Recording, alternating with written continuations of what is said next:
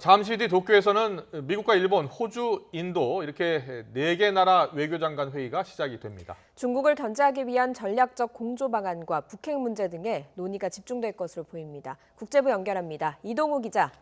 예, 국제부입니다. 폼페이오 미 국무장관도 참석하고요. 4개국 외교수장들이 일본에서 만나는 건데 이번이 처음이라고요? 예, 그렇습니다. 미국과 일본, 호주, 인도 등 4개국 외무장관이 한자리에 모인 것은 지난해 9월 뉴욕에서 첫 회의를 가진 뒤 약 1년여 만입니다. 도쿄에서 두 번째 회의를 열게 됐는데요.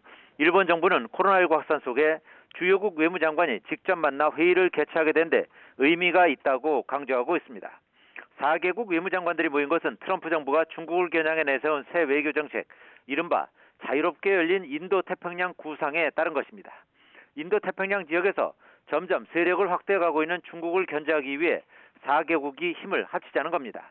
이번 회의에서는 4개국이 중국에 대한 공동 대응을 구체적으로 어떻게 해나갈지 논의하고 북한 핵 문제에 대해서도 의견을 교환할 것으로 보입니다. 4개국 외무장관 회담을 앞두고 폼페이오 장관은 오전에 모태기 외무성 장관과 회담을 갖고 미일 동맹 강화와 자유롭고 열린 인도태평양 실현을 위해 한층 더 연대해 나가기로 했습니다. 이어 오후에는 총리 관저로 스가 총리를 예방하고 3개국 장관들과 함께 회담했습니다. 4개국 외교장관 회담은 잠시 뒤 오후 5시 15분부터 시작되는데 회의가 끝나면 공동 기자회견을 통해 회의 내용을 공개할 예정입니다. 네, 코로나19 상황 속에서도 모이긴 했습니다만 이번 회의 결과 중국을 겨냥해서 어느 정도 수준의 메시지가 나오게 될까요? 예, 현재 상황에서 4개국이 협력 강화를 선언하는 원론적인 내용 이상의 합의하기는 어려울 것으로 보입니다. 트럼프 정부는 중국에 대해 여전히 강경한 입장을 고수하고 있지만 다른 나라들은 경제적인 측면 등을 고려해 정면 대결을 부담스러워하고 있기 때문입니다. 또 한 달도 채 남지 않은 미국 대선 역시 큰 변수입니다. 트럼프 대통령의 코로나19 감염 이후 당선 확률이 낮아졌다는 조사 결과가 속속 나오는 상황인데요.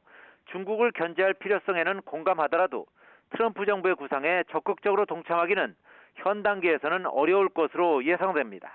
미국과의 동맹 관계가 외교의 중심축인 일본은 인도태평양 지역 국가와의 관계를 강화하겠다는 입장을 밝히고 있습니다.